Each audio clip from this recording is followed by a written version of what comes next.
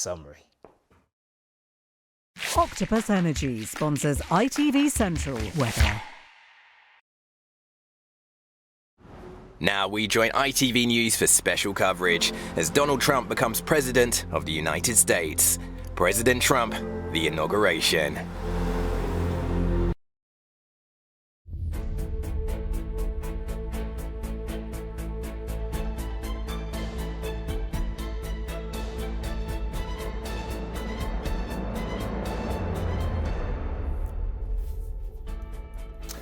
Good afternoon from a snowy, but as you can see, bright Washington, where in the next hour, America will have a new president, one it has experienced before, it is true, but perhaps not with a level of power and indeed determination to do things his way.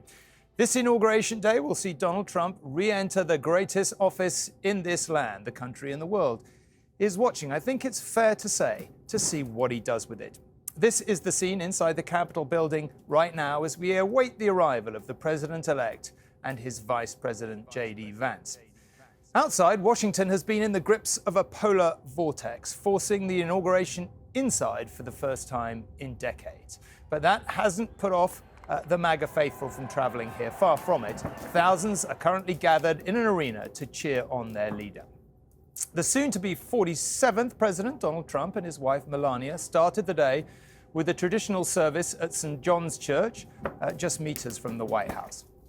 Then, in a return to the norm, abandoned it has to be said when he lost the White Office in 2021, they were welcomed there by Joe Biden and family for tea. Mr. Trump is now inside the Capitol and very shortly will be introduced to the party faithful and gathered dignitaries in the rotunda itself. The official proceedings will then get underway. We'll bring you all of the key events live, including the address from the new president himself. And with the world watching for what he says, I have two of the very best experts right here to tell us what Trump 2 will mean for all of us. We have our very own Robert Moore, who is here covering merely his fifth inauguration, and we have former Trump official Heather Nauert, you probably know by now, who knows exactly what it's like to work on the inside of the Trump White House and can guide us through the distinction between what he says and what he will actually do. And of course, knows pretty much everyone will be looking at today. Well, this is the scene right now inside the Capitol building. You can see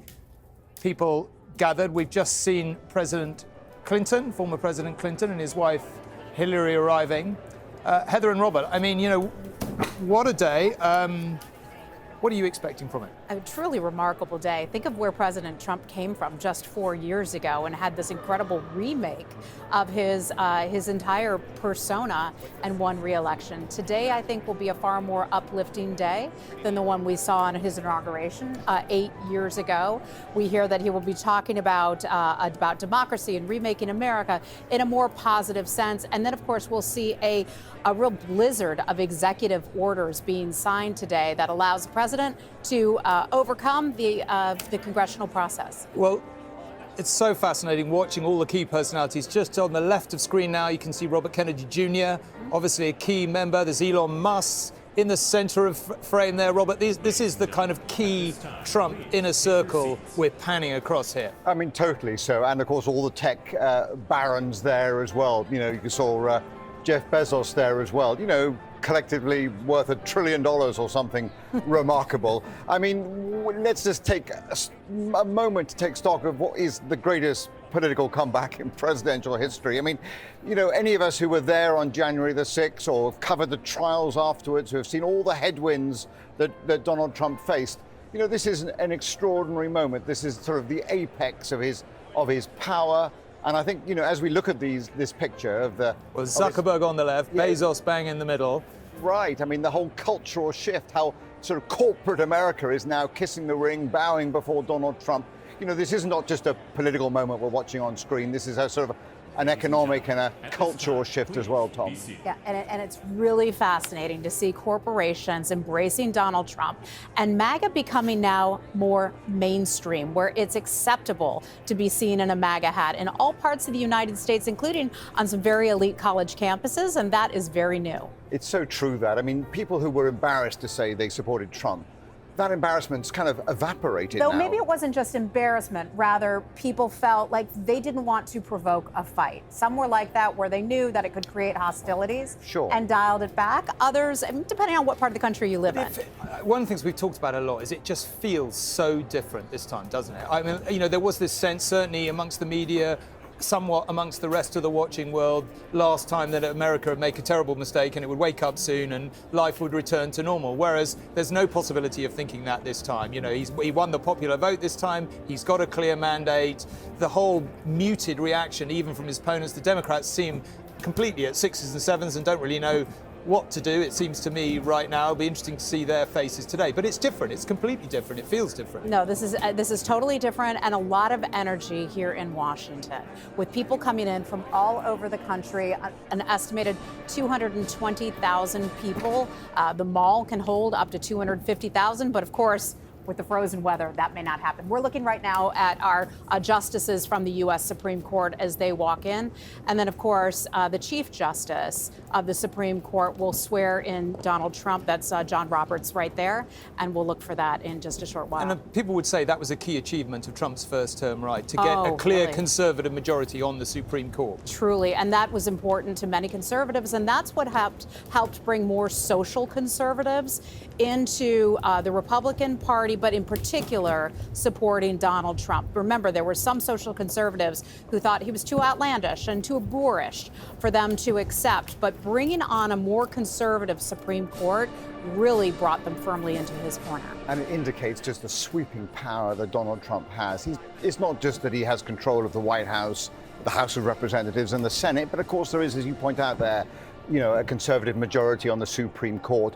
Leaderless Democratic Party, demoralized, dismayed.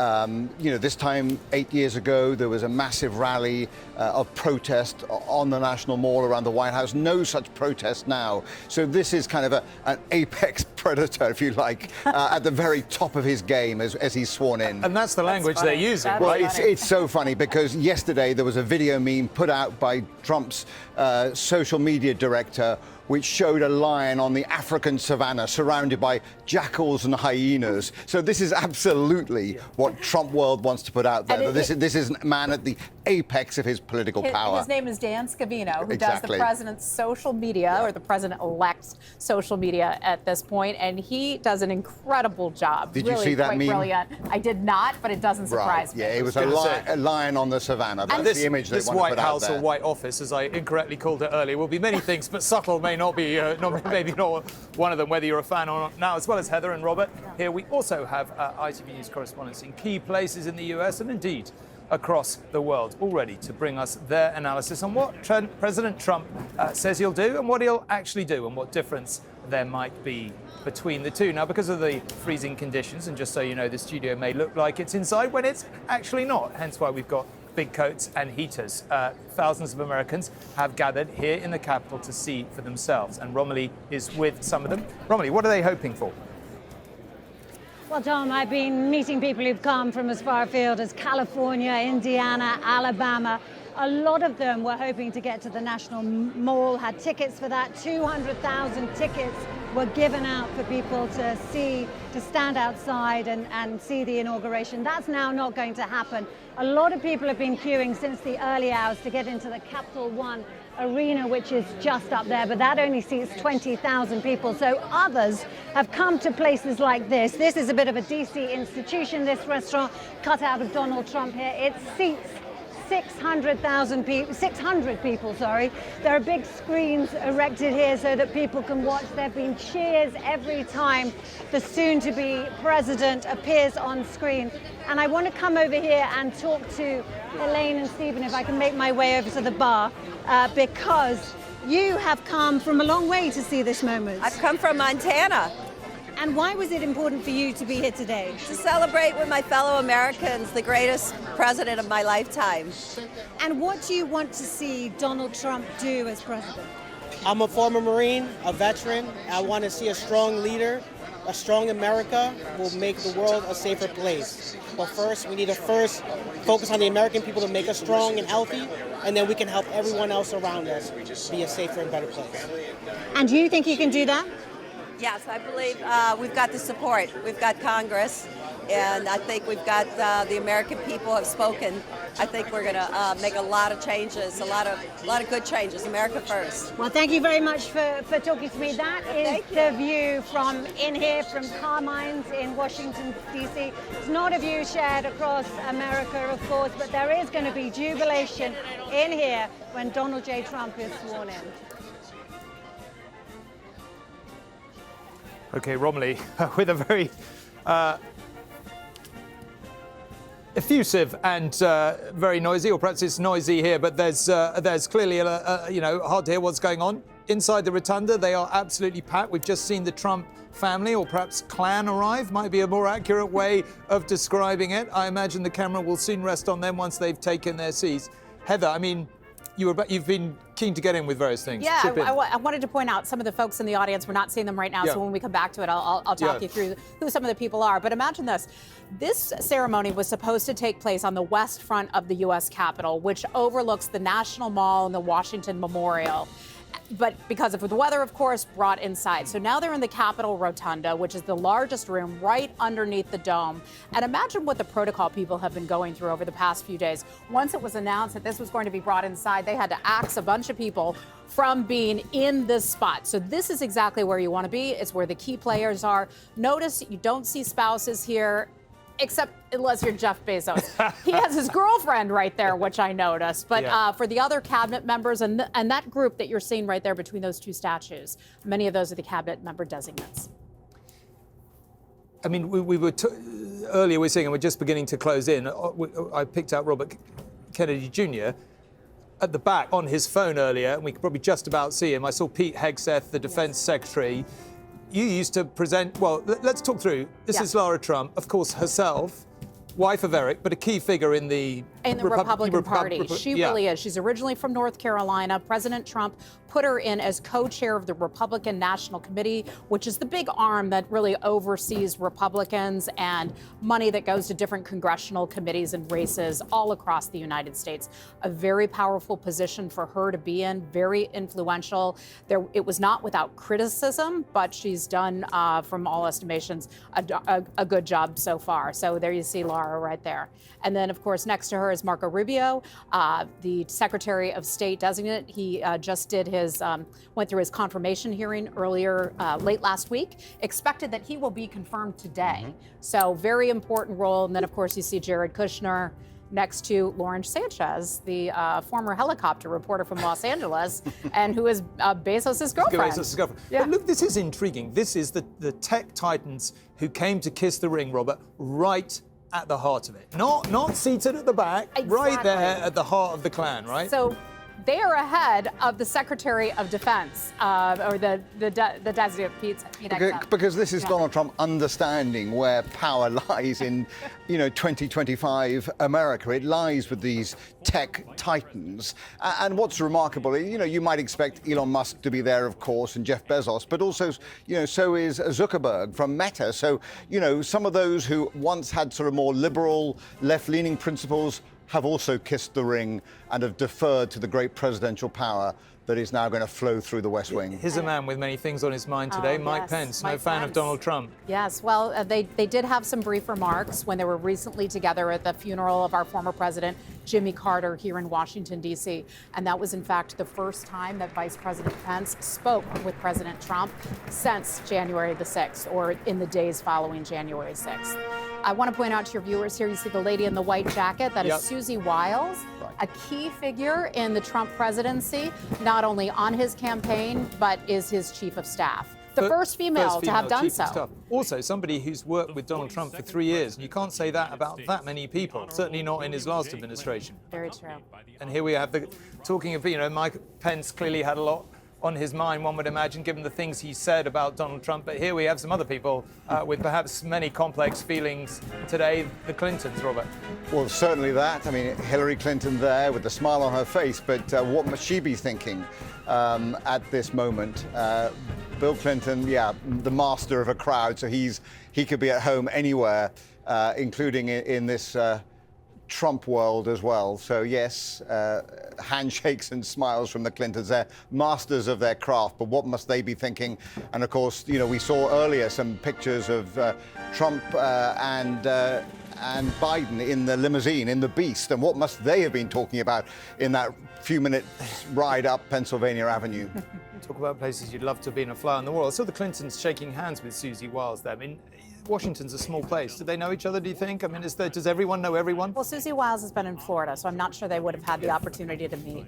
And then, of course, is former President George W. Bush, along with First Lady Laura Bush, who's really beloved in the Republican Party. Although there's been a big split between the MAGA group and the more traditional, what I had called country club Republicans of the past that George Bush is seen as, but really a beloved figure, and she was seen as a great First Lady. We always see the Clinton, you know, Bill Clinton and George W. Bush and Barack Obama gossiping really apparently happily on occasions like this. They seem to get on. Presumably that's not fake? No, it's the most elite club in the world. How many people have been presidents of the United States? And only they can share that bond and that unique perspective and experience. I also know that they, from time to time, will whisper in one another's ear about national security matters. So that always brings them together, too. Barack H. Obama. Barack Obama on his own, Robert, notably. That's no right. Michelle. No Michelle. Michelle is currently in Hawaii at their house there. Notable, too, that Michelle didn't make it to the National Cathedral in Washington for Jimmy Carter's funeral. So she's cutting a somewhat isolated figure. Some people being critical of whether she's, you know, respecting the protocols of the former First Lady position. Well, is it surprising to you that Michelle's not here? She should be here. I'll put it that way. Not necessarily surprising, but when she did decline to show up for the funeral of a former president, a president that is in her own party, that surprised me, and that's telling. Of course, she's the former First Lady who famously said, "When they go low, we all go high." So she is, in Hawaii at the moment. Yeah, right. And the justices coming in here. I mean, Tom, for me, you know, we can't look at these pictures underneath the great dome of the Capitol, the Rotunda as it's known, without recalling that 4 years ago, this is exactly the location where Donald Trump's supporters rioted. Well, you were in there with them. Yeah, I was there, so I can say rioted with some conviction because I watched them. Not all of them were rioters. Some were just sort of swept in on the moment, but definitely there were some bad actors in that underneath the dome in the Rotunda when I was there. They jostled and fought with police before being expelled. So, you know, there is just so much irony in some of the locations we're talking about. Where Donald Trump went to church this morning was just next to Lafayette Square, which was at the peak of the Black Lives Matter movement, where there was also fighting between those activists and police. So everywhere we're seeing the ceremony and the pageantry of today. 8 years ago, there was a lot of turmoil. Well, we expect later today to be a news tsunami, as we might put it, don't we, with many, perhaps as many as 100 executive orders signed. I mean, do we expect him to pardon all of the January 6th rioters? The president-elect has been very clear that they will look at those on a case-by-case basis.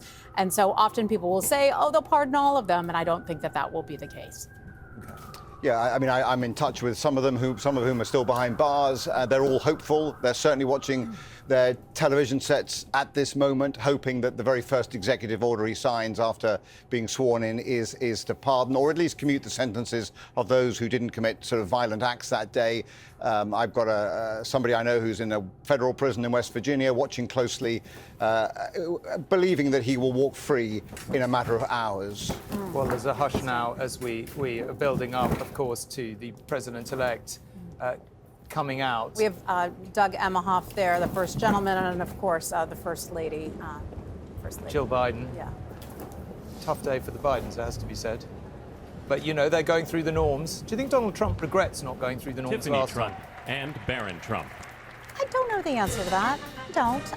Probably not, guessing his personality and all that was going on at that time. I know this is an obvious point, but the contrast, obviously, with Barron Trump, who was really a young boy last time and is very clearly a young man now, and somebody who, you know, we're told in the election his father lent quite heavily on. We're seeing the whole Trump clan there. Now, pretty much all of them, apart from Ivanka, Donald Trump Jr. there with the beard on the right of frame. His former, we were talking earlier, his former girlfriend, Kimberly Guilfoyle, is now the ambassador to Greece. I mean, they're set to be the ambassador to Greece. Has to go through a Senate confirmation process. Okay. But a really, truly wonderful posting, and she's very fortunate to have been named to that position, especially after he found a new girlfriend. Yes. So good place to put her, and I have no doubt she will do very, very well there. But he has kept all his family close, involved. They clearly all have a lot of influence. We've never really seen that before, have we?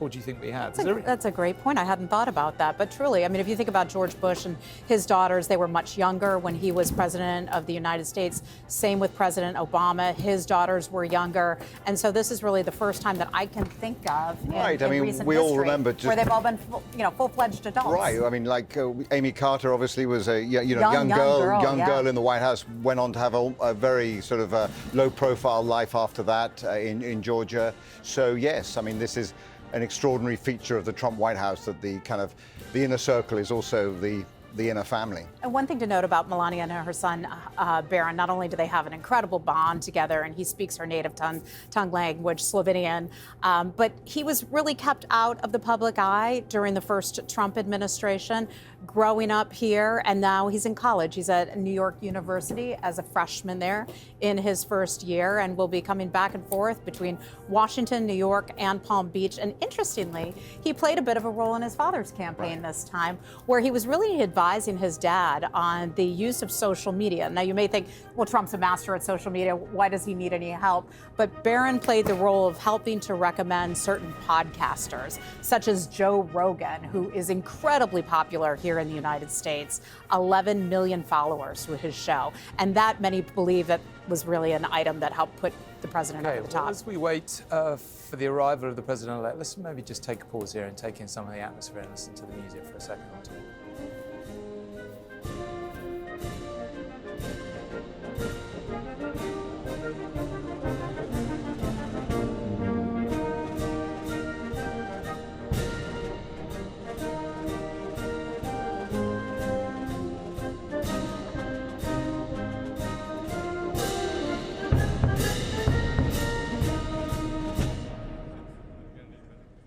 Ladies and gentlemen, escorting Dr. Biden and Mr. Emhoff, the Republican staff director of the Joint Congressional Committee on Inaugural Ceremonies, Ms. Emily Leviner, the Senate Secretary for the Minority, the Honorable Gary Myrick, the House of Representatives Chief Administrative Officer, the Honorable Catherine Spindor, and Mr. Bruce Fisher.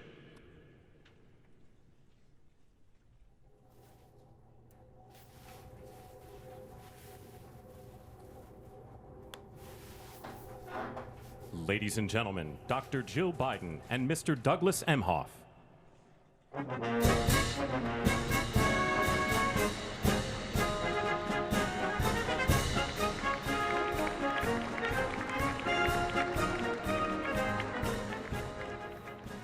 were talking about what might have gone on in the cars on the way here, but I have to say, if you think conversation might have been a little sticky between Joe Biden and Donald Trump, what about with J.D. Vance and Kamala Harris, who really don't like each other, I think did that they? must have been quite uncomfortable to be in such close quarters together.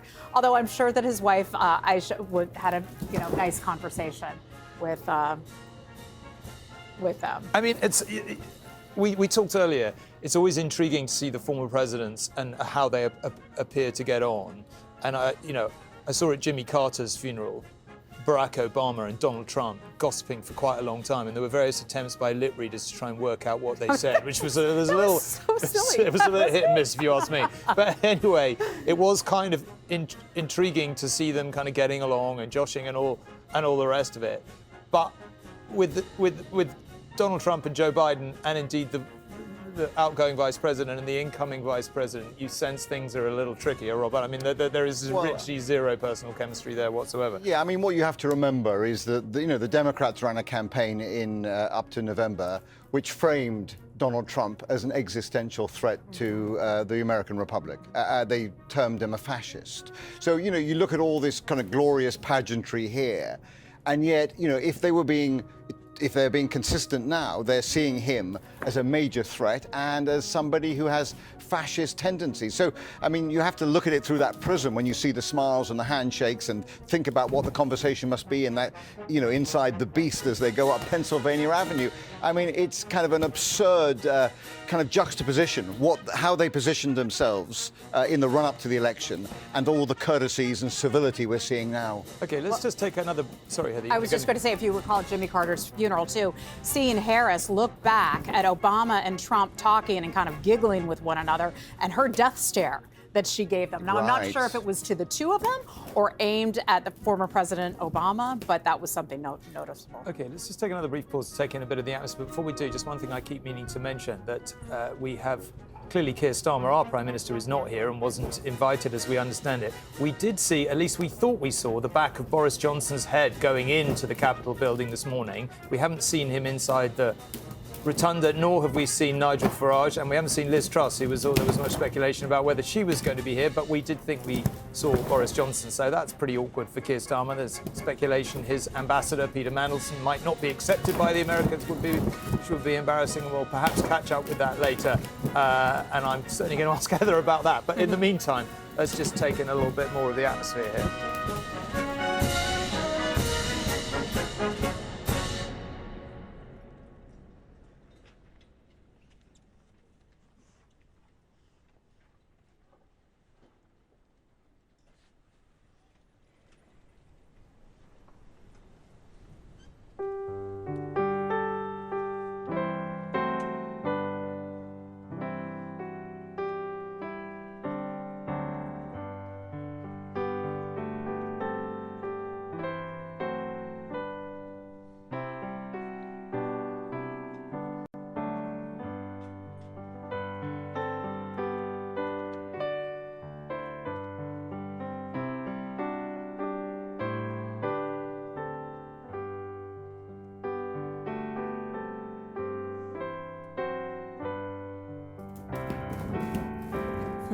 Well, there we have, just at the end of that shot, Baron Trump right next to Elon Musk. Now we're looking at Joe Biden. I've just been asked to mention the fact that it's very windy here, if it's a little bit noisy on the mic, so I apologise about that. The team have done a brilliant job here, I have to say. Shout out to them. We may be on the outside, but we're actually relatively toasty warm and it's relatively peaceful in here, so thanks to the team for all the work that went into that, but it is a bit windy, and that's the noise you're hearing. Yeah, we're in a rooftop position here, overlooking the Capitol, so that wind is catching the canopy. But as you look at this, that's Pam Bondi in the back there, isn't it? In the checkered tweed thing. Blazer, the blonde. Yes, obviously a key character. Yes. Sorry. Let me point out the gentleman, though. You can see your far left of your screen. That is Steve Witkoff. He's the president's envoy handling Middle East affairs. He was a part of that key negotiation that helped spring some of the hostages from Hamas. Elon Musk here, but we also just saw Tim Cook of Apple. We're hearing reports that Apple may be about to announce a sort of multi-billion-dollar investment in some US manufacturing, another victory for Trump in terms of America first. Well, we've got right in the center of frame there is Eric Trump. His wife Laura, we were talking about a growing and key figure in the Republican movement. Tiffany Trump next to her. All the Trumps there. Heather, do the Trump kids really get on? I mean, they give the impression that they do, but like all families are complex.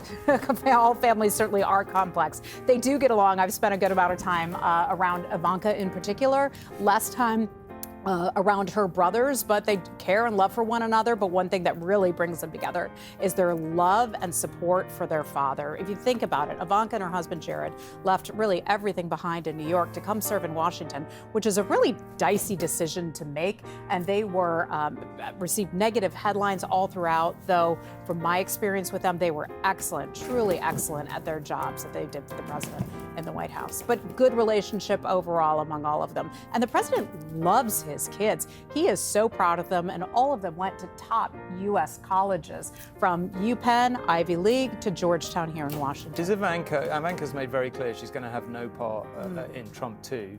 Is that, honestly speaking, because she didn't really like the politics and she didn't really like the criticism and the grief she was getting, or because she didn't really like working for her dad and found it too tricky? I mean, there'd be nothing wrong with that. I think the first, certainly. Okay. I did it with children about the same age as Ivanka's, and it's very hard to focus on these jobs, to constantly be traveling around the world, working in the White House, and your children, your family, frankly, suffer. That's why we call it sacrifice. I always thought of sacrifice as in a military sense, but really taking some of these higher profile government jobs is a sacrifice. Your family can be hurt, and I completely understand why this time she's choosing to focus on her family. So we think the vice presidents are almost on their way any seconds. Let's just have a look and try and look at, oh, there's Melania There's Trump. Melania Trump being escorted by a U.S. Marine, part of our Navy, subset of our Navy. And there's Vice Vance ditto, President yeah. Vance's wife. So Melania Trump, I mean, she truthfully played very little part in the campaign, played very little part in the White House last time. I mean, one can understand it's tremendously difficult, you know, being a first lady, isn't it? It's a very tricky job to pull off. I think we all recognize that, but we don't expect her to be any more and possibly even less involved this time around. Or Well, you think differently? I think the question is, how much does Donald Trump really need his wife by his side? He's such a forceful character and managed to win such a decisive mandate in this election. Not to downplay the important role of the First Lady, because that is a very crucial role. Americans want to see their First Lady, but she's also been there, done that, right? And so I think we'll see her spending time between Palm Beach, New York, and also Washington. But she has said in recent interviews that she intends to play the role as First Lady, though her priority has always been her son, Barron. You've been down to Mar-a-Lago. I mean, I think we're all enduringly fascinated by the scene down there. It is fascinating. Which kind It of is a feels like, scene. I mean, we're watching it now. Like this is a king's or an emperor's, whichever way you want to put it, kind of court, isn't it? Yeah. That's what it looks like from the outside. What's it like to be down at Mar-a-Lago, witnessing all this play out? Well, first of all, Gentlemen, performing Oh We might have to Yeah, let me hold that. hold- let me hold right the here. Armed Forces Chorus and America's tenor, Christopher D. Macchio. Oh, let me tell you about him. He was by the way, I met him at Mar-a-Lago when I was there last. Yes. Christopher Macchio is an opera singer who performed at a restaurant, and Donald Trump encountered him and thought he had a beautiful voice. And now he's considered the president's opera singer and travels around with the president performing. Okay. I think we'll see a key role for him at the State Department as well. Okay, let's hear what his voice can give us. I can hear you calling me. You are calling me to pay true to thee, true to thee. I will be. Oh, America, no weeping. Let there be no wounded heart. I will keep you in my keeping till there'll be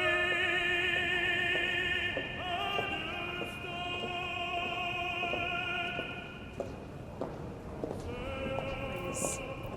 And of course, the president.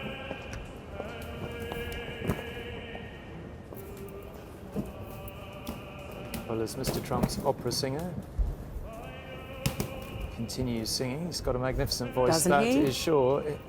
Here we have still President Biden, not for very much longer, for a matter of minutes really, and Vice President Harris. My Lord, what must she be thinking today? It could have been her.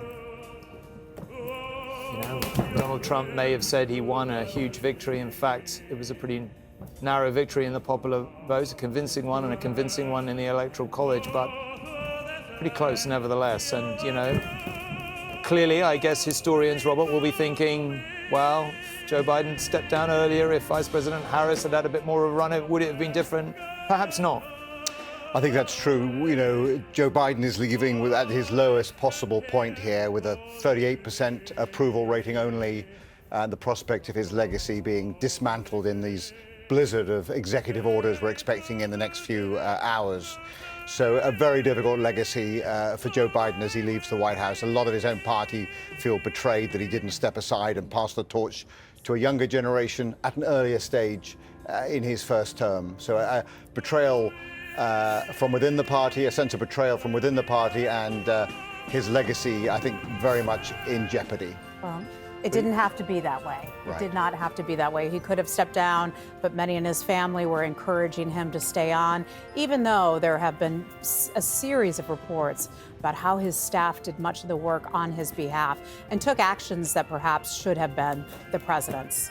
So he really has not been running the country the way a president should be. Well, you running just saw the bearded J.D. Vance walking down towards the rotunda there. Of course, the incoming vice president. Very soon he will be the vice president.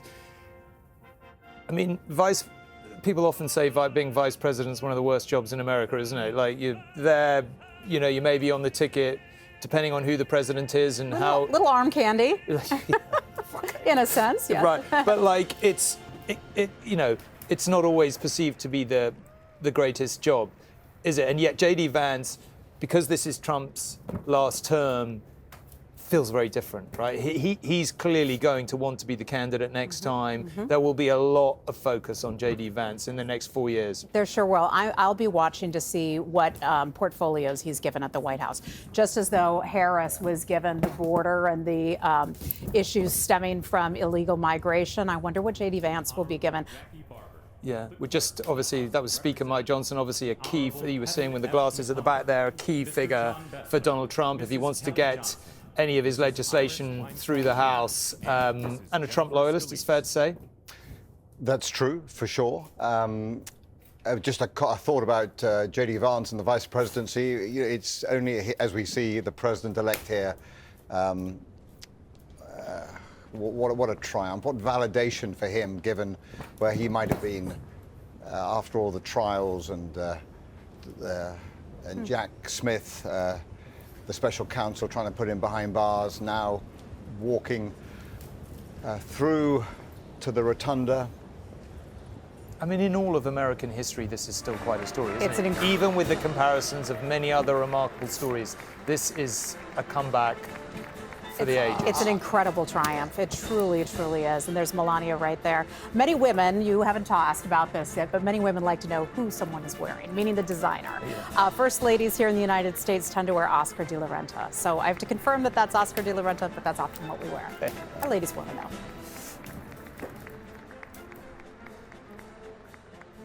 Melania and her son, she was very careful, clearly, to protect him in the first term. That's why she wasn't in the White House, or why she said she wasn't in the White House quite a lot of the time. And a few of the others, just to point out, that you see behind Melania and Barron. You see Doug Burgum over Barron's shoulder. He will be the Secretary of the Interior. Brooke Rollins, who ran America First Policy Institute, an organization that will get a lot of coverage. She's set to be Ag Secretary. And then to her right, that's Howard Lutnick, our Commerce Secretary, will play a key role in sanctions and other matters coming out of the U.S. government. Elon Musk on the left of frame there. I mean, there's a lot of speculation about how well those two men are going to get along, Donald Trump and Elon Musk. Let's just watch the president-elect walk in now. Inaugural ceremonies, the Honorable Deb Fischer, House Democratic Leader, the Honorable Hakeem Jeffries, and Senate Majority Secretary, the Honorable Robert Duncan.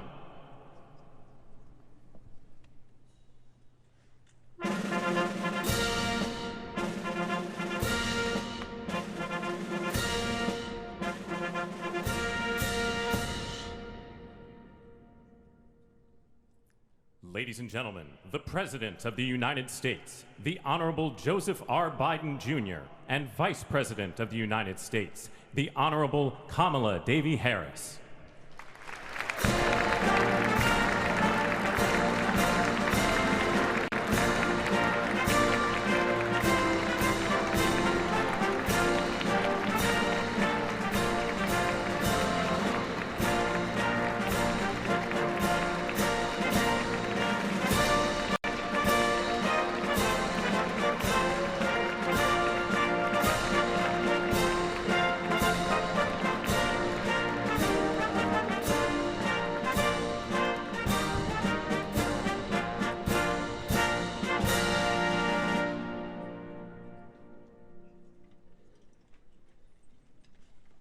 Ladies and gentlemen, escorting the Vice President-elect, the Executive Director for the Joint Congressional Committee on Inaugural Ceremonies, Mr. Michael Wagner, Senate Deputy Sergeant-at-Arms and Doorkeeper, Jason Bell, and House Deputy Sergeant-at-Arms, Mr. Sean Keating.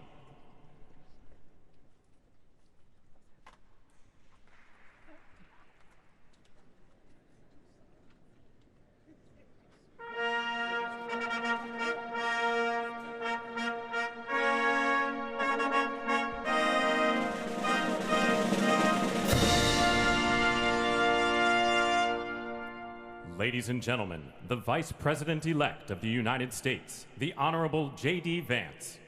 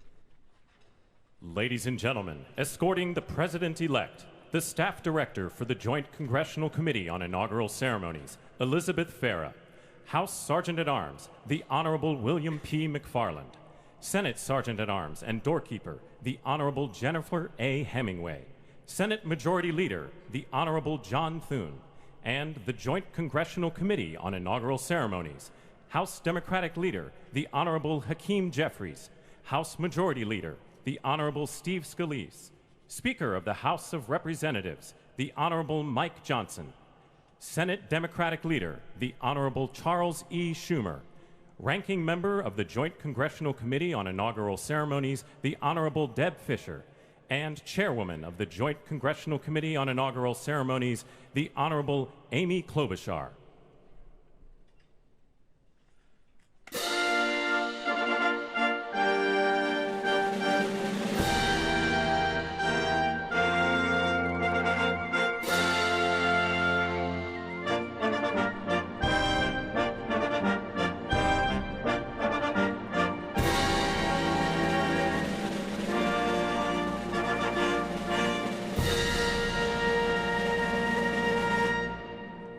Ladies and gentlemen, the President-elect of the United States, the Honorable Donald John Trump.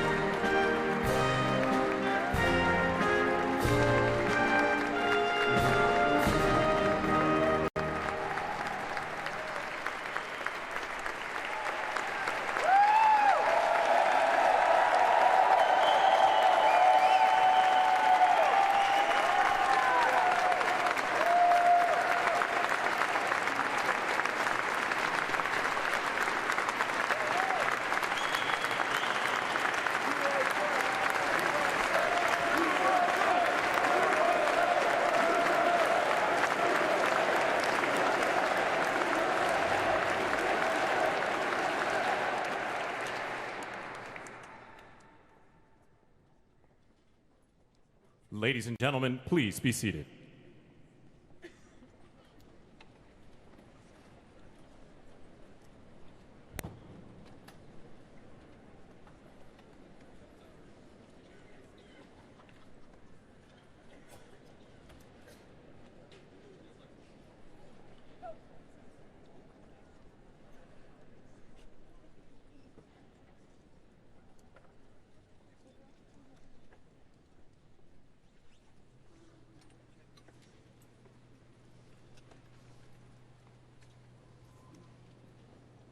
Please welcome the chairwoman of the Joint Congressional Committee on Inaugural Ceremonies, the Honorable Amy Klobuchar.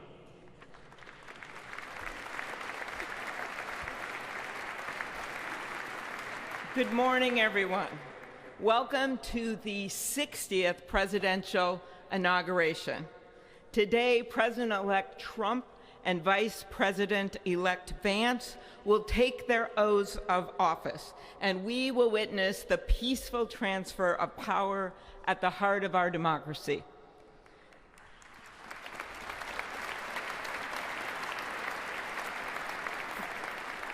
For the past year, I've chaired the inaugural ceremony committee, which includes the leadership of Congress from both parties. We thank the committee and Capitol staff and law enforcement who worked so hard over the last year, and especially the last 3 days. You've done a beautiful job, and you have shown grace under pressure.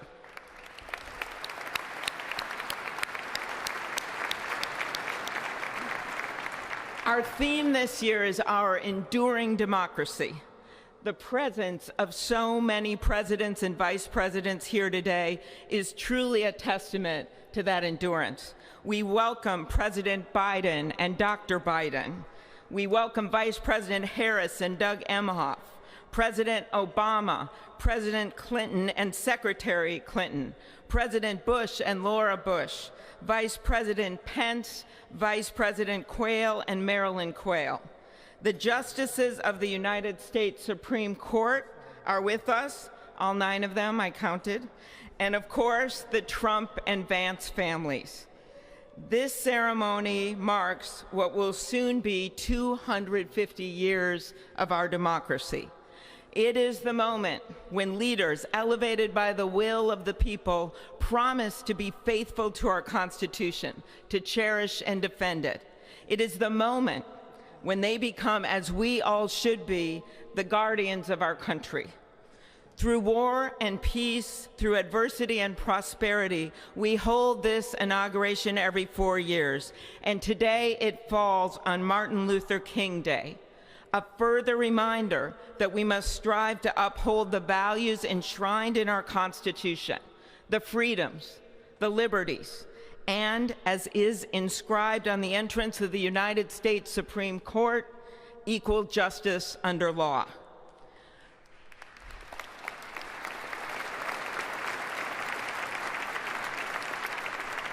But what makes this moment more than a passing ceremony is all who are watching it across the country, the people of this nation, the ordinary people doing extraordinary things. President Kennedy, who at one point worked as a senator in this building and would often walk through this very rotunda, once said, "In a democracy, every citizen, regardless of interest in politics, holds office. Every one of us is in a position of responsibility." With that responsibility of citizenship comes an obligation not to seek out malice, as President Lincoln once reminded us, but to view others with a generosity of spirit despite our differences. With that responsibility of leadership comes an obligation to stand our ground when we must and find common ground when we can. With everything swirling around us, the hot mess of division, it is on all of us, to quote an incredible songwriter who just happened to be born in my state, to ensure that our nation's democracy is our shelter from the storm. There's a reason this ceremony takes place at the Capitol. In other countries, it might be in a presidential palace or a gilded executive office building. Here it is traditionally held at the Capitol, the People's House. It is a fitting reminder of the system of checks and balances that is the very foundation of our government, 3 equal branches of government. That is how, for nearly 250 years, our great American experiment, grounded in the rule of law, has endured. So, as we inaugurate a new president and vice president, let us remember that the power of those in this room comes from the people. the construction workers who build our country, the teachers and healthcare workers who nurture us, the troops defending our freedoms, and yes, the firefighters in Los Angeles putting themselves on the line for us.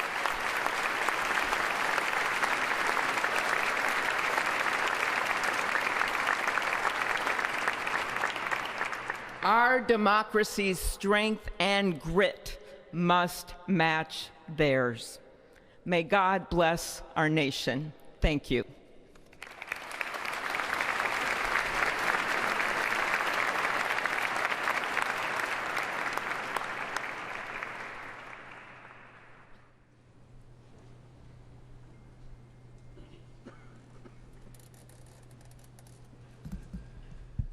Good afternoon.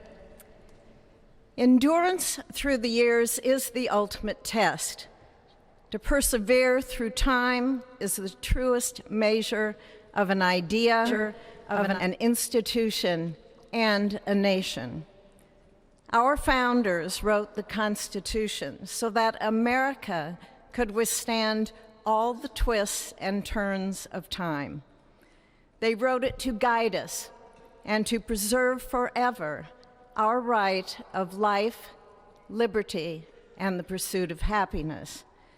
But as much as the truths and principles enshrined in our Constitution remain the same, our democracy promises the American people the power to change, to chart their own destiny. That's the beauty. That is the importance of democracy. It allows the endurance, the permanence of a nation through change. It allows nations like our United States both to avoid the obstacles and to seize the opportunities God has placed before us, all while staying true to our founding principles. Today is our country's 60th inauguration ceremony.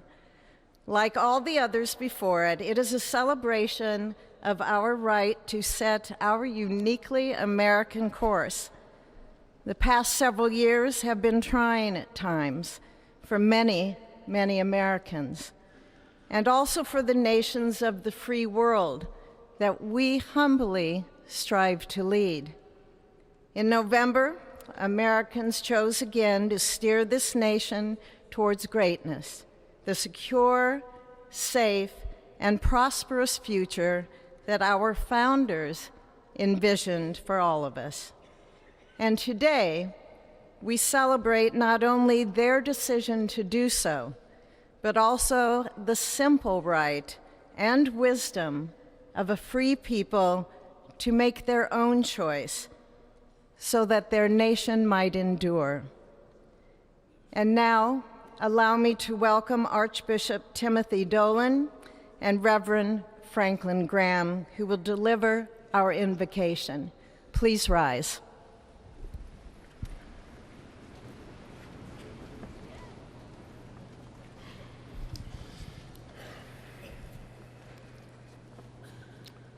Be still and know that I am God, supreme among the nations, supreme on the earth.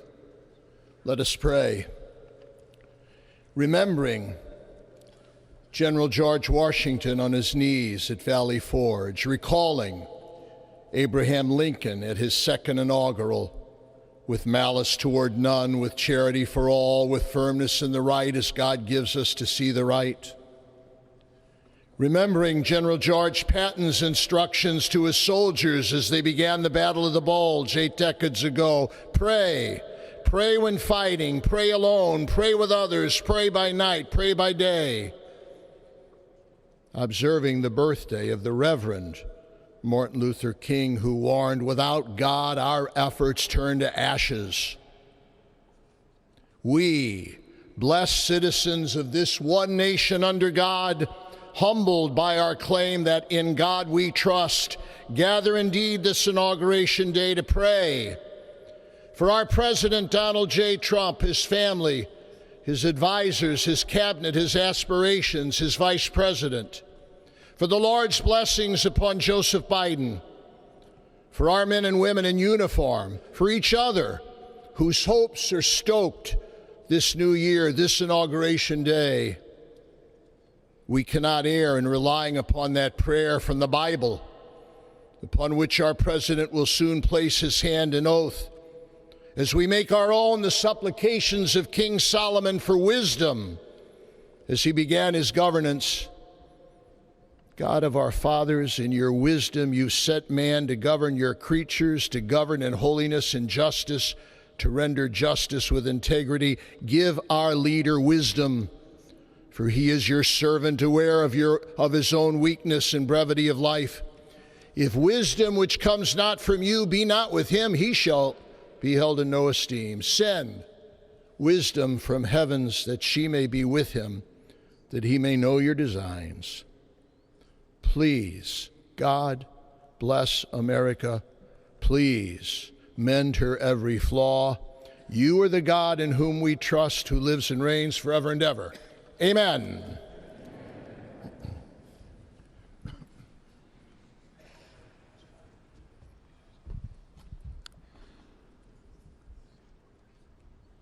Mr. President, the last 4 years, there are times I'm sure you thought it was pretty dark. But look what God has done. We praise him and give him glory.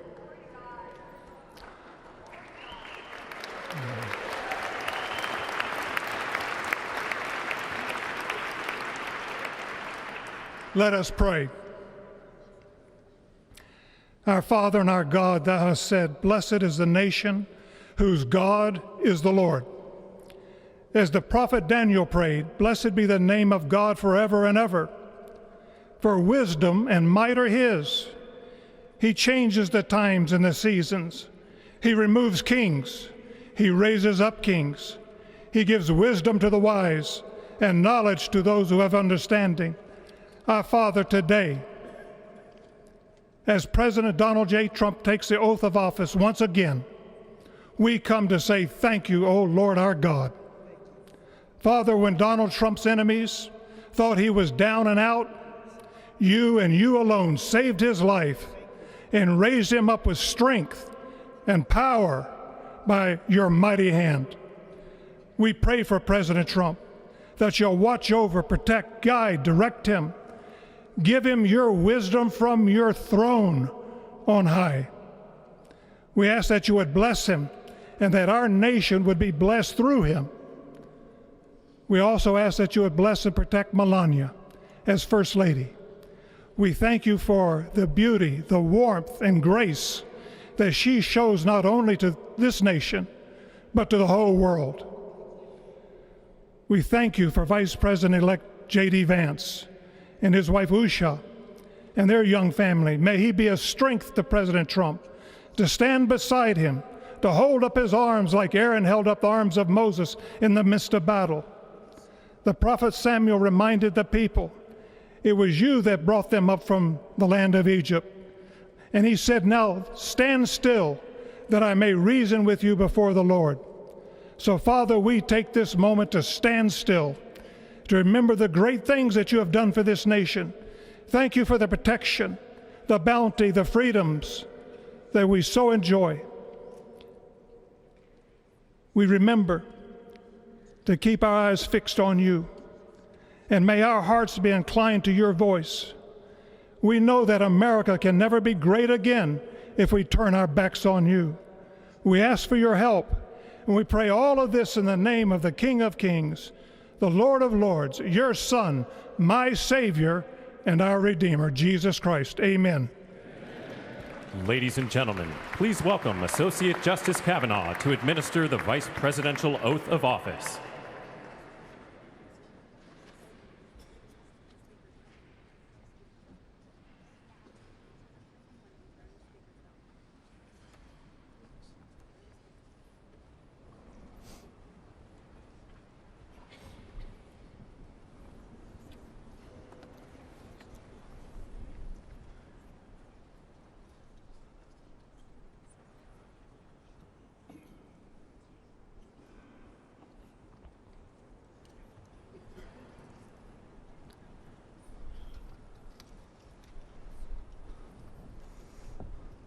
Please raise your right hand and repeat after me.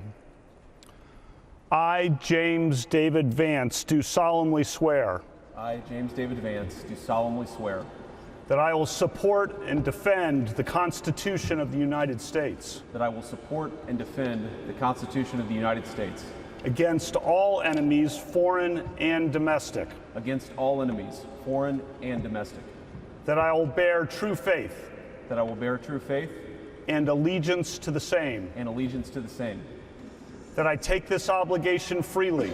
That I take this obligation freely without any mental reservation. without any mental reservation or purpose of evasion. or purpose of evasion. And that I will well and faithfully discharge. And that I will well and faithfully discharge the duties of the office. the duties of the office On which I am about to enter. on which I am about to enter. So help me God. So help me God. Congratulations, Mr. Vice President.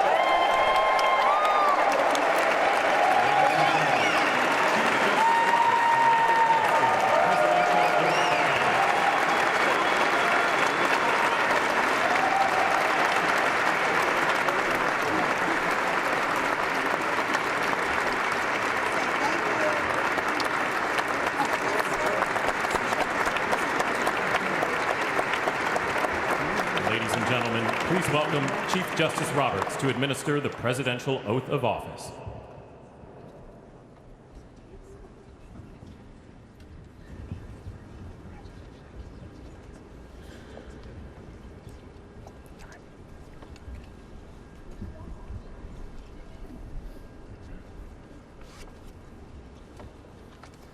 Please raise your right hand and repeat after me.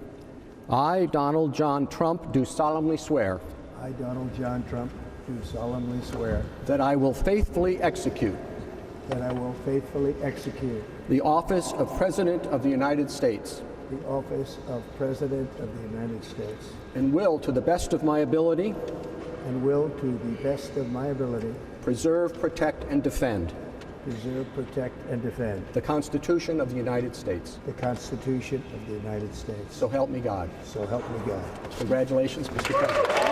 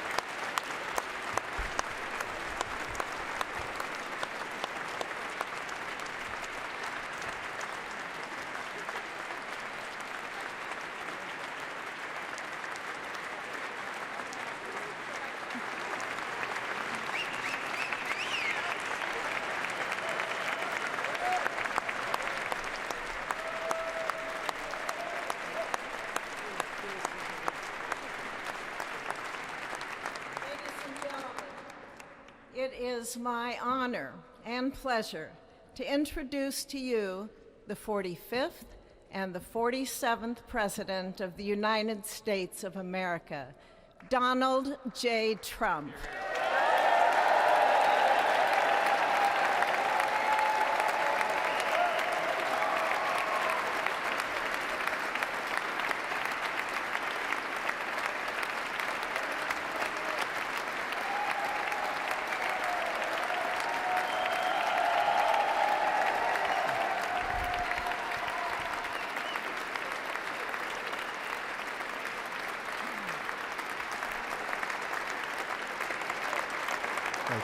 Thank you very much, everybody. Well, thank you very, very much.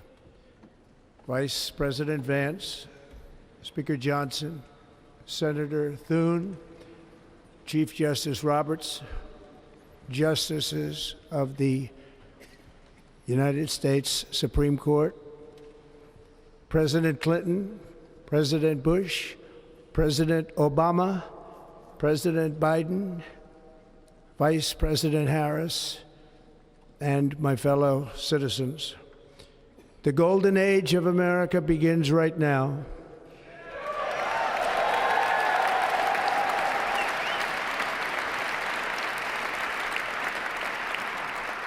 From this day forward, our country will flourish and be respected again all over the world. We will be the envy of every nation, and we will not allow ourselves to be taken advantage of any longer. During every single day of the Trump administration, I will very simply put America first.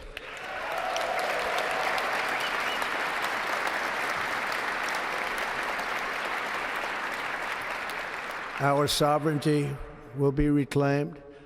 Our safety will be restored. The scales of justice will be rebalanced. The vicious, violent, and unfair weaponization of the Justice Department and our government will end.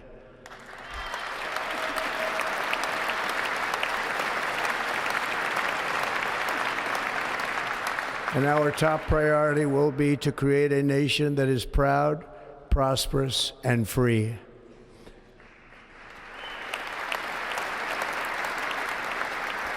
America will soon be greater, stronger, and far more exceptional than ever before. I return to the presidency confident and optimistic that we are at the start of a thrilling new era of national success. A tide of change is sweeping the country, sunlight is pouring over the entire world, and America has the chance to seize this opportunity like never before. But first, we must be honest about the challenges we face. While they are plentiful, they will be annihilated by this great momentum that the world is now witnessing in the United States of America. As we gather today, our government confronts a crisis of trust. For many years, a radical and corrupt establishment has extracted power and wealth from our citizens while the pillars of our society lay broken and seemingly in complete disrepair. We now have a government that cannot manage even a simple crisis at home, while at the same time stumbling into a continuing catalog of catastrophic events abroad. It fails to protect our magnificent, law-abiding American citizens, but provides sanctuary and protection for dangerous criminals, many from prisons and mental institutions that have illegally entered our country from all over the world.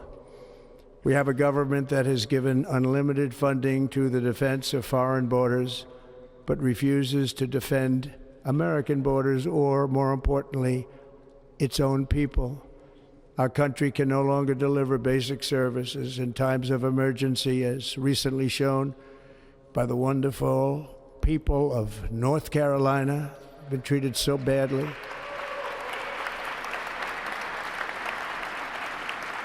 And other states who are still suffering from a hurricane that took place many months ago.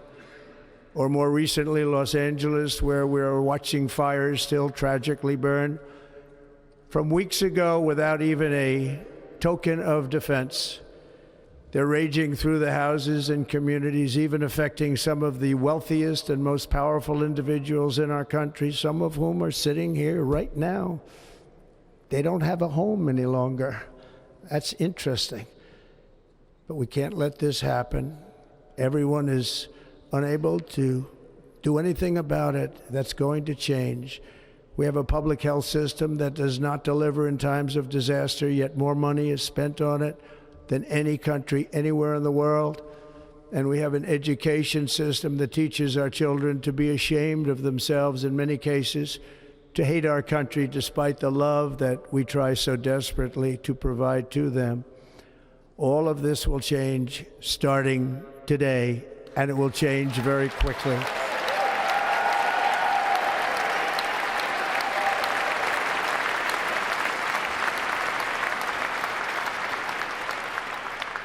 My recent election is a mandate to completely and totally reverse a horrible betrayal and all of these many betrayals that have taken place, and to give the people back their faith, their wealth, their democracy, and indeed their freedom.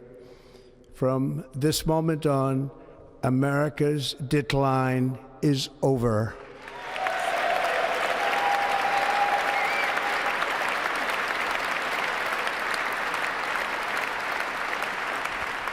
Our liberties and our nation's glorious destiny will no longer be denied, and we will immediately restore the integrity, competency, and loyalty of America's government. Over the past 8 years, I have been tested and challenged more than any president in our 250-year history, and I've learned a lot along the way. The journey to reclaim our republic has not been an easy one, that I can tell you. Those who wish to stop our cause have tried to take my freedom and indeed to take my life. Just a few months ago in a beautiful Pennsylvania field, an assassin's bullet ripped through my ear. But I felt then, and believe even more so now, that my life was saved for a reason. I was saved by God to make America great again.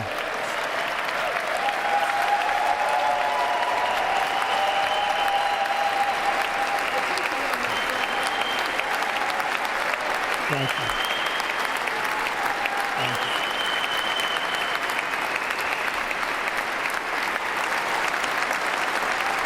Thank you very much.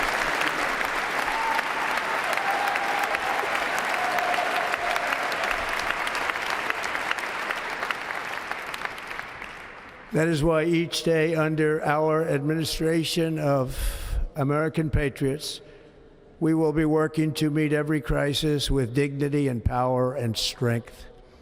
We will move with purpose and speed to bring back hope, prosperity, safety, and peace for citizens of every race, religion, color, and creed. For American citizens, January 20th, 2025 is Liberation Day.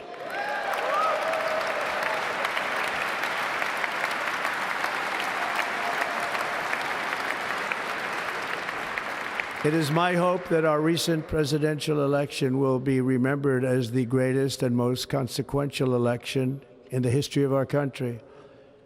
As our victory showed, the entire nation is rapidly unifying behind our agenda with dramatic increases in support from virtually every element of our society, young and old, men and women, African Americans, Hispanic Americans, Asian Americans, urban, suburban, rural.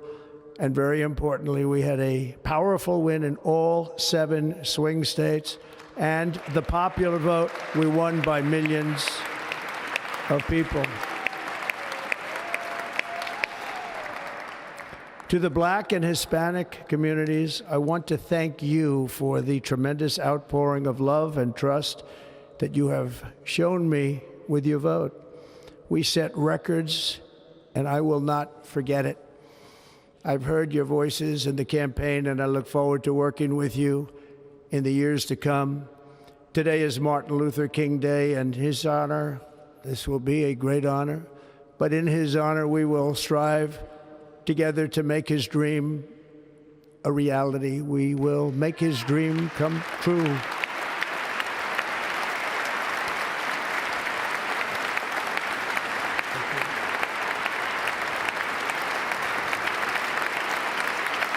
Thank you. Thank you. National unity is now returning to America, and confidence and pride is soaring like never before. In everything we do, my administration will be inspired by a strong pursuit of excellence and unrelenting success. We will not forget our country. We will not forget our Constitution, and we will not forget our God. Can't do that.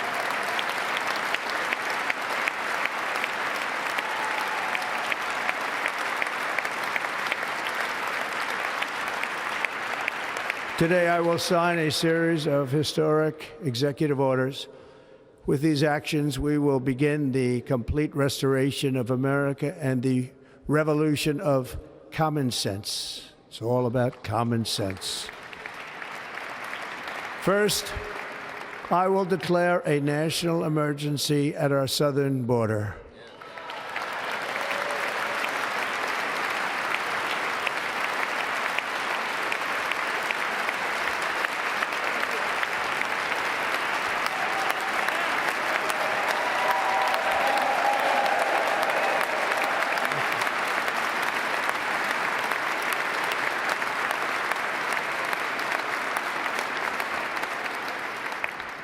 All illegal entry will immediately be halted, and we will begin the process of returning millions and millions of criminal aliens back to the places from which they came.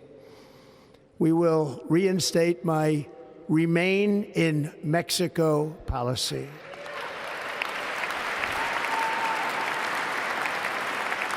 I will end the practice of catch and release.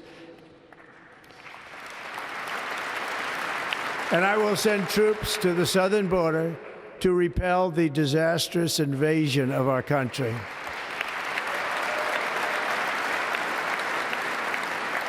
Under the orders I signed today, we will also be designating the cartels as foreign terrorist organizations.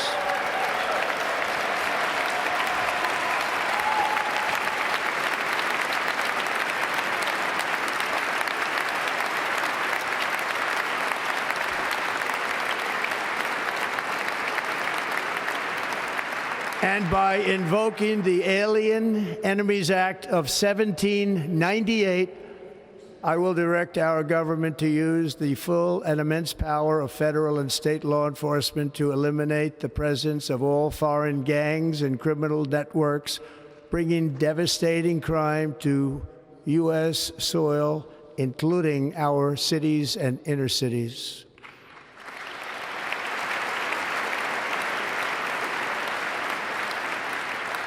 As Commander-in-Chief, I have no higher responsibility than to defend our country from threats and invasions, and that is exactly what I am going to do. We will do it at a level that nobody's ever seen before. Next, I will direct all members of my cabinet to marshal the vast powers at their disposal to defeat what was record inflation and rapidly bring down costs and prices.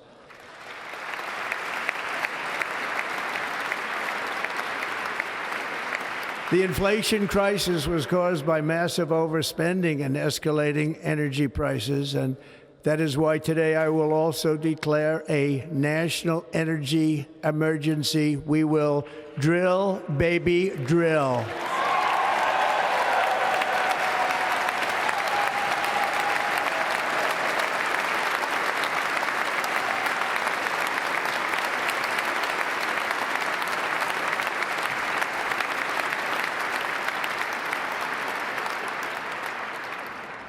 America will be a manufacturing nation once again, and we have something that no other manufacturing nation will ever have, the largest amount of oil and gas of any country on earth, and we are going to use it. Let me use it. We will bring prices down, fill our strategic reserves up again, right to the top, and export American energy all over the world. We will be a rich nation again, and it is that liquid gold under our feet that will help to do it. With my actions today, we will end the Green New Deal and we will revoke the electric vehicle mandate, saving our auto industry and keeping my sacred pledge to our great American auto workers.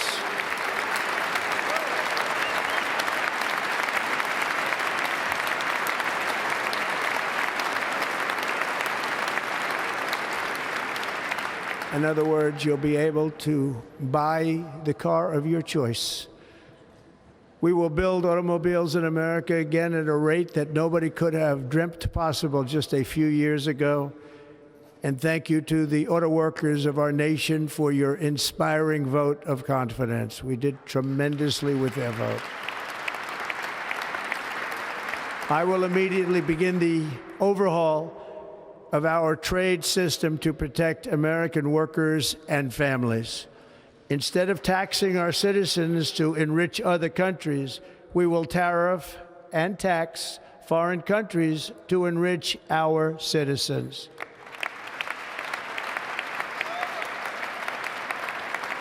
For this purpose, we are establishing the External Revenue Service to collect all tariffs, duties, and revenues. It will be massive amounts of money pouring into our treasury, coming from foreign sources. The American dream will soon be back and thriving like never before to restore competence and effectiveness to our federal government. My administration will establish the brand new Department of Government Efficiency.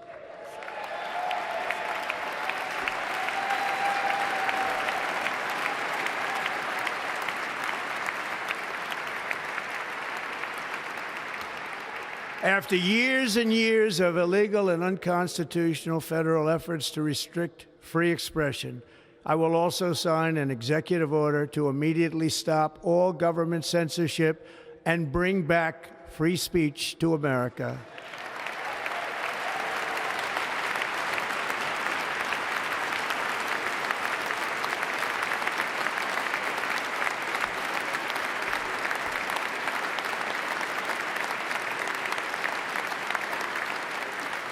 Never again will the immense power of the state be weaponized to persecute political opponents, something I know something about. We will not allow that to happen. It will not happen again. Under my leadership, we will restore fair, equal, and impartial justice under the constitutional rule of law.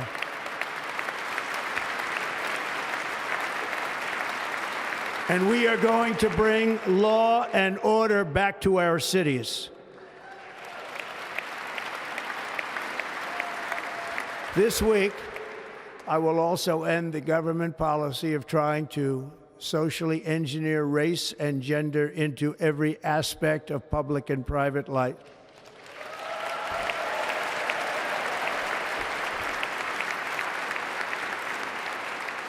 We will forge a society that is colorblind and merit-based.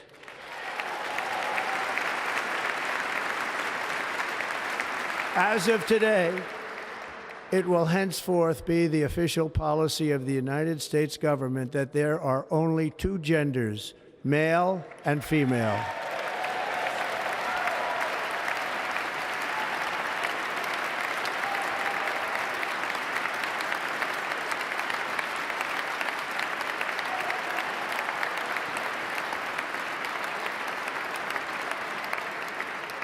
This week, I will reinstate any service members who were unjustly expelled from our military for objecting to the COVID vaccine mandate with full back pay.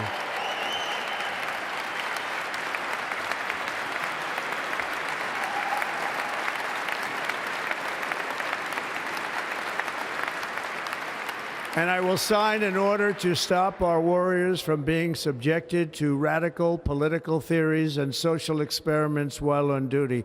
It's going to end immediately.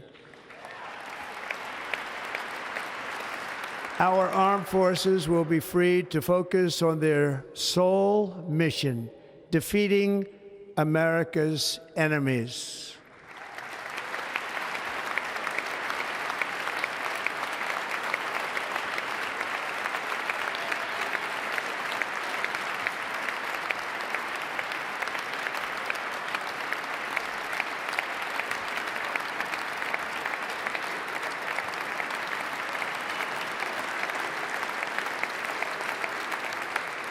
Like in 2017, we will again build the strongest military the world has ever seen. We will measure our success not only by the battles we win, but also by the wars that we end, and perhaps most importantly, the wars we never get into.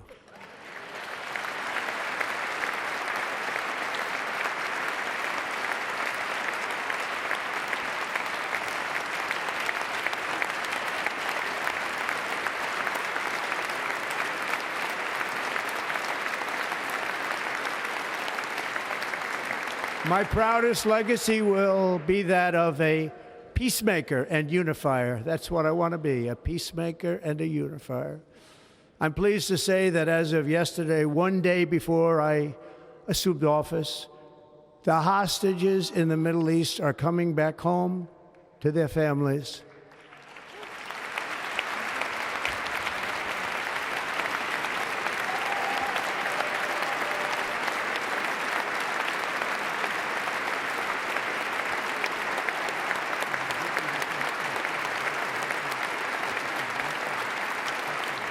Thank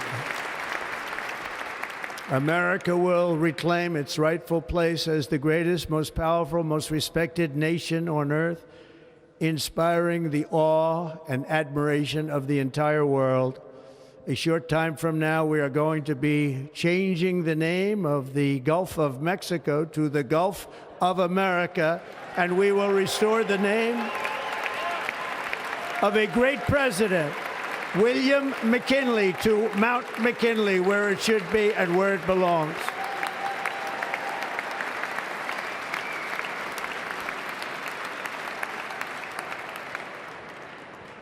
President McKinley made our country very rich through tariffs and through talent. He was a natural businessman and gave Teddy Roosevelt the money for many of the great things he did, including the Panama Canal, which has foolishly been given to the country of Panama after the United States.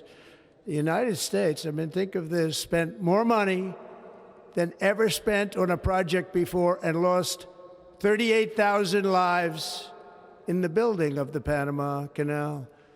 We have been treated very badly from this foolish gift that should have never been made, and Panama's promise to us has been broken. The purpose of our deal and the spirit of our treaty has been totally violated. American ships are being severely overcharged and not treated fairly in any way, shape, or form, and that includes the United States Navy.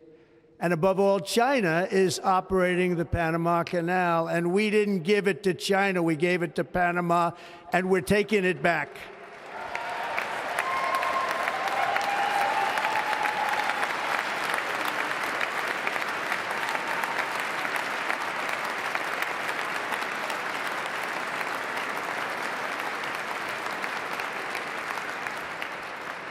Above all, my message to Americans today is that it is time for us to once again act with courage, vigor, and the vitality of history's greatest civilization. So as we liberate our nation, we will lead it to new heights of victory and success. We will not be deterred. Together we will end the chronic disease epidemic and keep our children safe, healthy, and disease-free.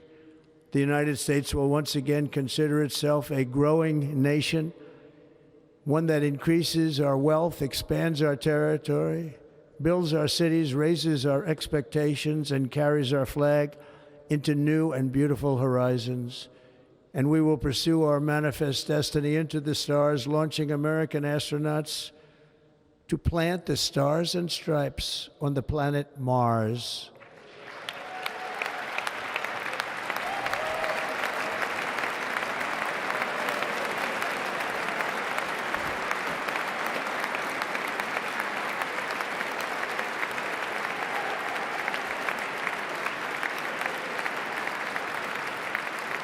Ambition is the lifeblood of a great nation, and right now our nation is more ambitious than any other. There's no nation like our nation. Americans are explorers, builders, innovators, entrepreneurs, and pioneers. The spirit of the frontier is written into our hearts. The call of the next great adventure resounds from within our souls. Our American ancestors turned a small group of colonies on the edge of a vast continent into a mighty republic of the most extraordinary citizens on earth. No one comes close. Americans pushed thousands of miles through a rugged land of untamed wilderness. They crossed deserts, scaled mountains, braved untold dangers, won the Wild West, ended slavery, rescued millions from tyranny, lifted billions from poverty, harnessed electricity, split the atom, launched mankind into the heavens, and put the universe of human knowledge into the palm of the human hand. If we work together, there is nothing we cannot do and no dream we cannot achieve. Many people thought it was impossible for me to stage such a historic political comeback. But as you see today, here I am. The American people have spoken.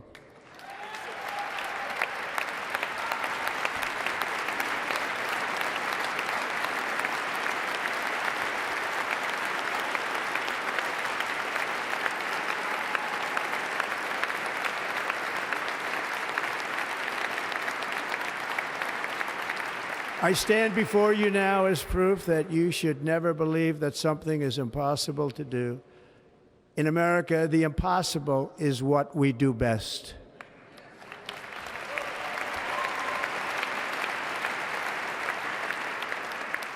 From New York to Los Angeles, from Philadelphia to Phoenix, from Chicago to Miami, from Houston to right here in Washington, D.C., our country was forged and built by the generations of patriots who gave everything they had for our rights and for our freedom. They were farmers and soldiers, cowboys and factory workers, steel workers and coal miners, police officers and pioneers who pushed onward, marched forward, and let no obstacle defeat their spirit or their pride. Together they laid down the railroads, raised up the skyscrapers, built great highways, won 2 world wars, defeated fascism and communism, and triumphed over every single challenge that they faced.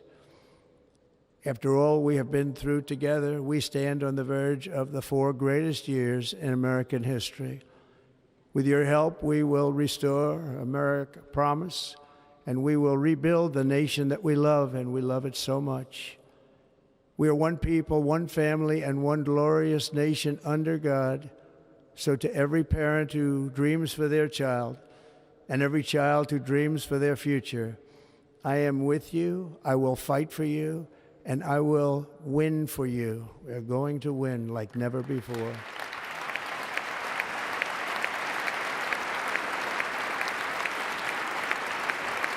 Thank you.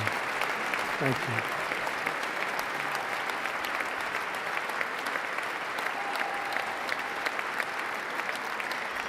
Thank you.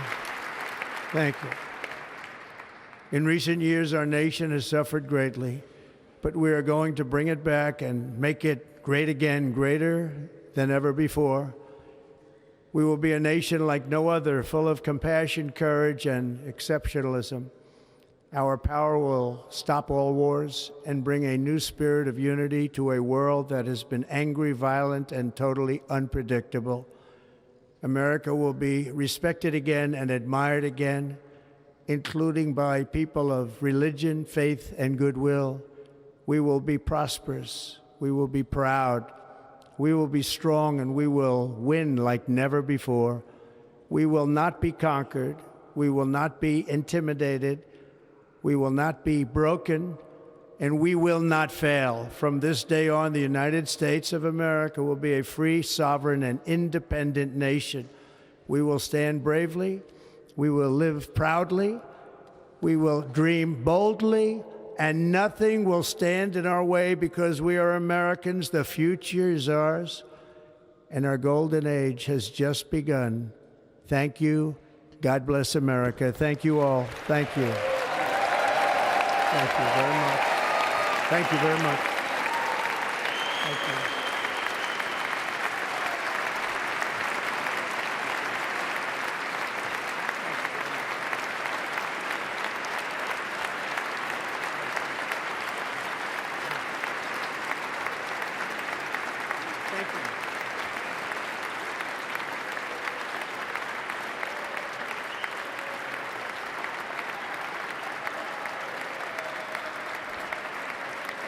Ladies and gentlemen, performing America the Beautiful, please welcome the Armed Forces Chorus and Carrie Underwood. Okay, there we are, Donald Trump's inauguration address as 47th president. Some things we expected.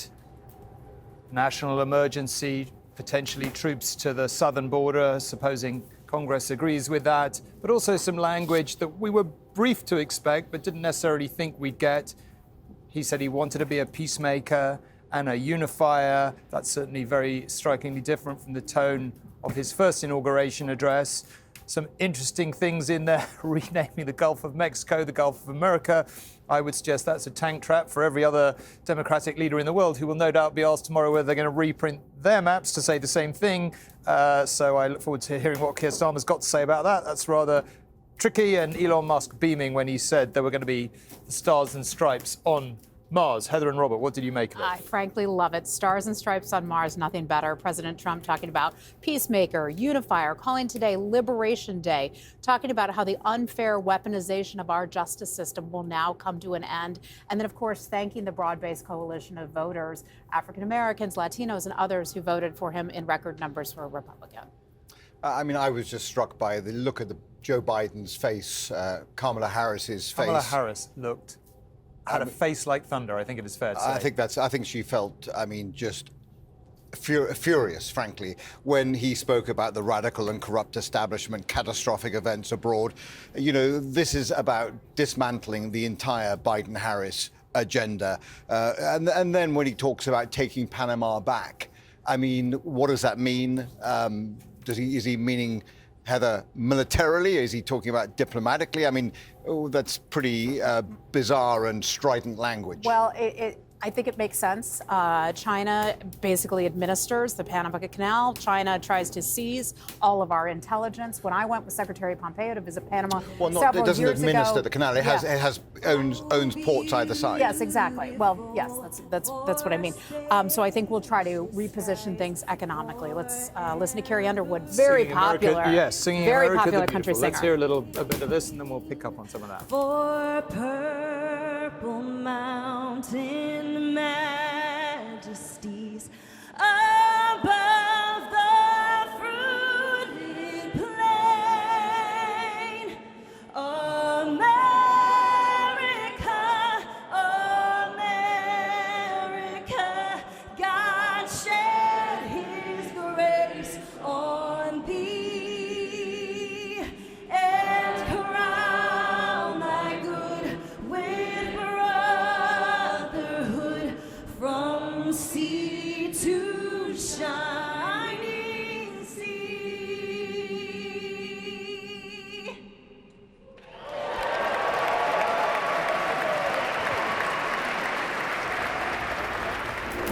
Carrie Underwood there singing America the Beautiful. Look, there's so much in that speech that we probably do need to put on. But can we just finish the point about the Panama Canal? Because Donald Trump has refused to rule out using military force. We can debate how seriously he takes it, but this is a kind of sovereign matter for Panama, right? This is the point about these pronouncements, is it involves another country in its sovereignty. You know, how do we think they're going to react? Probably not very well. They're not going to like that. And you're right, it is a sovereignty issue, but America sees it, or the Trump administration sees that as a national security issue. If China could potentially shut down the Panama Canal after China perhaps invades Taiwan. So that's a real concern. And I know that the United States would prefer to have American companies overseeing the canal, having ports along the canal. These are conversations that we had with the Panamanian government several years ago when I was still at the State Department. Okay, one other thing I wanted to make a point about is he talked about ending, Robert, the weaponization of the justice system. Now, you can interpret that various ways. Is he merely talking about he wants to make sure that, Heather, you want to get in? No, go ahead. Okay, he made it clear that he was going to, as I said, end the weaponization of the justice system. Now, on one level, that could just mean he's, going to make sure it doesn't come after him or any of his allies. But we've seen this morning Joe Biden, the outgoing president, issuing preemptive pardons on the likes of General Mark Milley, the former chairman of the Joint Chiefs of Staff, most senior military officer in America, and various others. Do we think Donald Trump is signaling, no, he really is not going to go after his enemies here, or is that not what he's signaling? Well, apart from the sort of pardons that he signed yesterday and that were announced this morning, in the last few minutes, just before he was sworn in, President Biden, in his last few seconds as president, actually signed 5 more pardons for members of his own family. So that tells you where Joe Biden thinks the Trump agenda is. He does fear a policy of retribution and vengeance from Donald Trump. We will see how that plays out in the Department of Justice and the FBI. But certainly, look, Harris and Biden fear that Trump is coming after them and their families and those in their orbit, and that's why there is this sort of preemptive flurry of pardons. But do you think that was him signaling that he's not going to do that, or is that an overread of what he was saying there? I think it's an overread. I think, it was a fairly, in that moment, forgive me for saying this, Heather, this was a moment of a little bit of narcissism. He has a sense of mission. As he put it himself, he said, my life was saved for a reason in that field in Pennsylvania. I was saved by God to make America great again. So I think he's reflecting his own court cases, his own, what he regards as the weaponization of the Department of Justice against him. I think that's the point he's making. Okay, let's pick up on that in a second, but the president promised the largest deportation of illegal immigrants in US history, and that's expected to start in the coming hours once he returns to the White House and begins to sign a series of executive orders. Our reporter Sejal Karia is in a town in Arizona, right on the border with Mexico. Sejal, I mean, look, we expected him to take action immediately on immigration. There's some suggestion he may start signing executive orders actually in the Rotunda building or even in the car on his way back to the White House. But whatever, he's very clearly signaled he's going to take action. What do you expect that to look like in reality?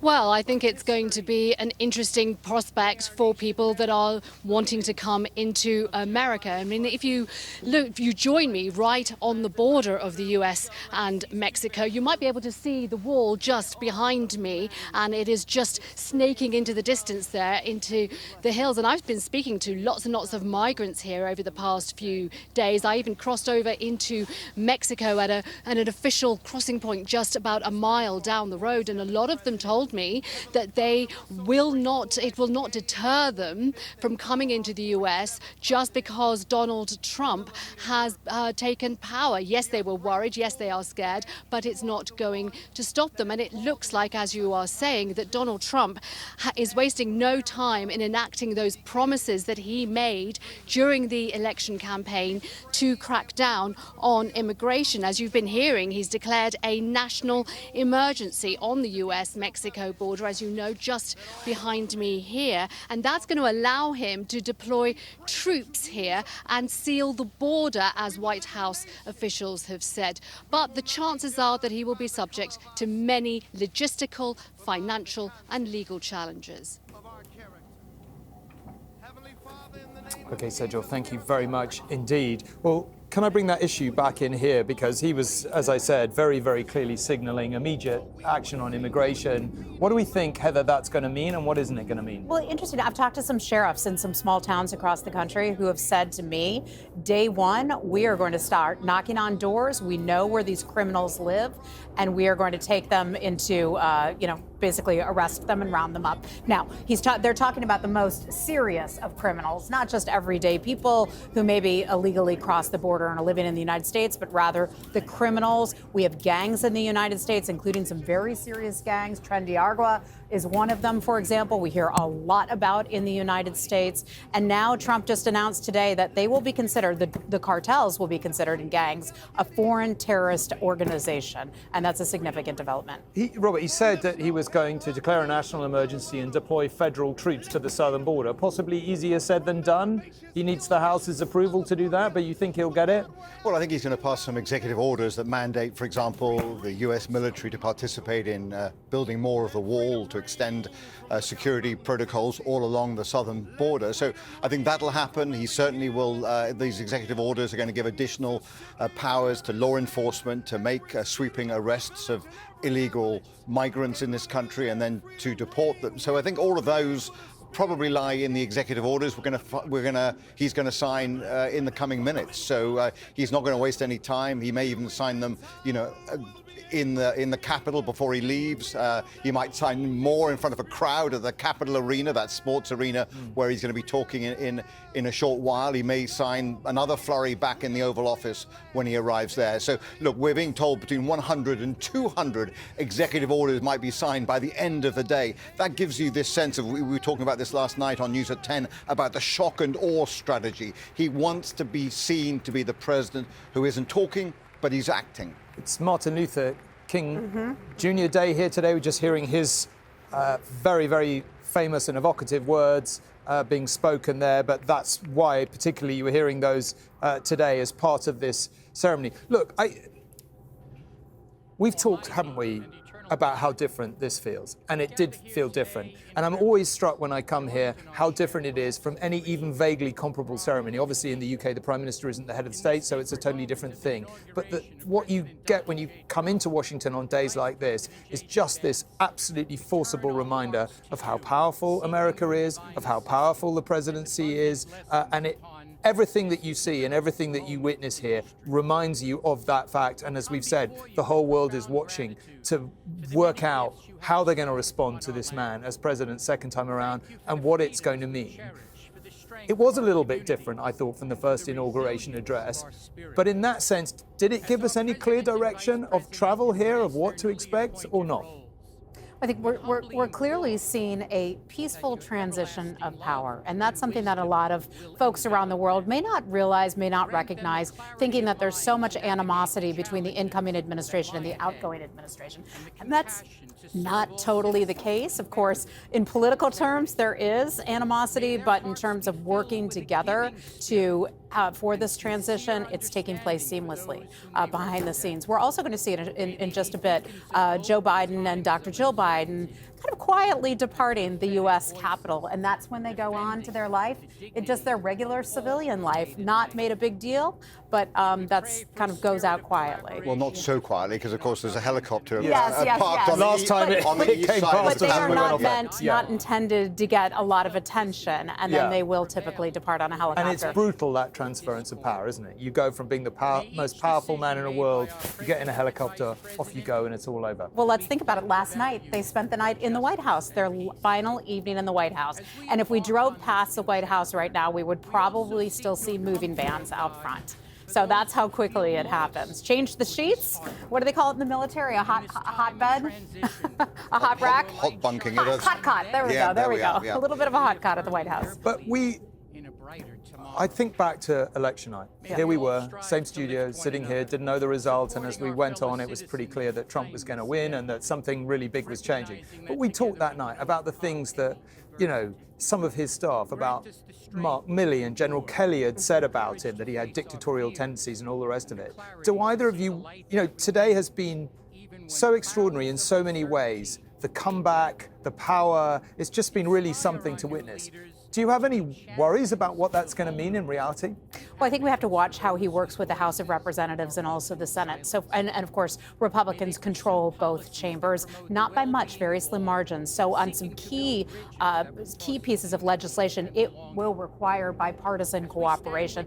But you already see a bit of a hand that President-elect Trump is playing in this right now, where he's encouraging staffing changes at the highest level, committee assignments and other things. And so I think we may see a little bit of someone lording over a bit.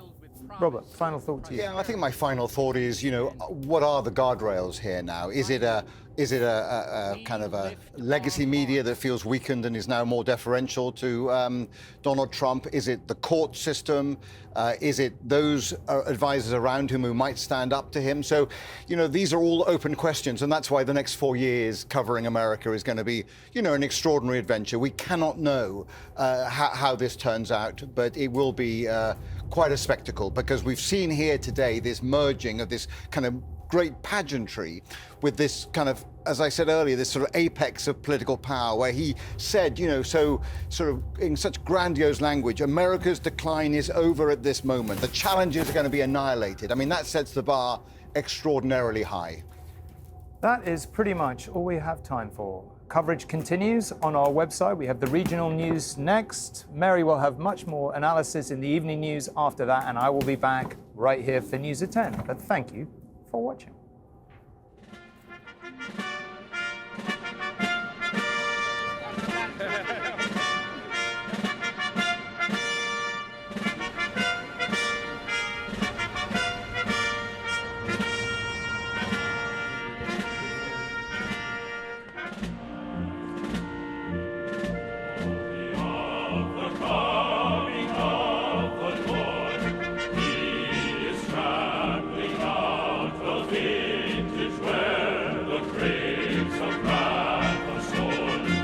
Honorable Donald John Trump. The faithful knight of his terrible swift sword is through his body.